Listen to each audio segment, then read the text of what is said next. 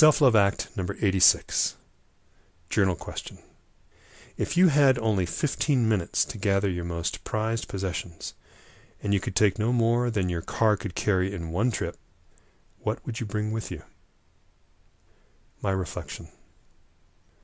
In the fall of 1985, I believe it was, I found myself scrambling to answer this question when a forest fire threatened the Air Force Base on which I was stationed in northern Michigan.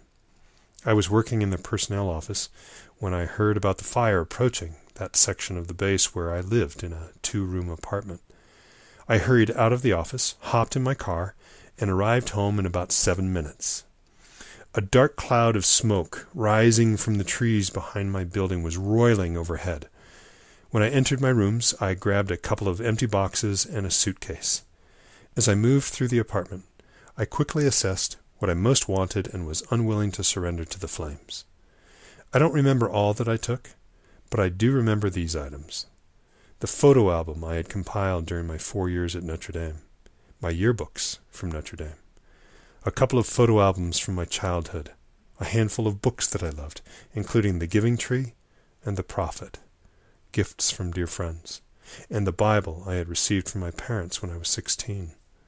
I also gathered love letters from my fiancée and my journals, several small wooden totem poles that I had collected during my adolescence, and my favorite music, on vinyl records and cassette tapes back then, although I did leave the stereo behind. I abandoned the TV as well. I took to my car the boxes of these items and a suitcase filled with clean clothes and toiletries, then returned to work. Not long after reaching the office, I left again to join my fellow officers and enlisted members on the fire lines, to dig trenches in hopes of stopping the advance of the forest fire. Fortunately, the flames died before causing damage to any buildings on the base, and no human life was lost. I have no idea what other animal and plant life perished, though.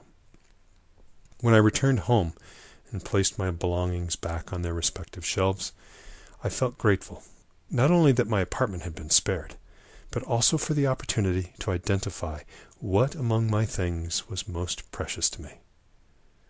So, if a natural disaster was approaching your house, apartment, or room, and you had but 15 minutes to safely gather your most treasured possessions, what would you take? I wonder, in what ways does your heart want to be loved? How do you, or can you, use your heart to love yourself?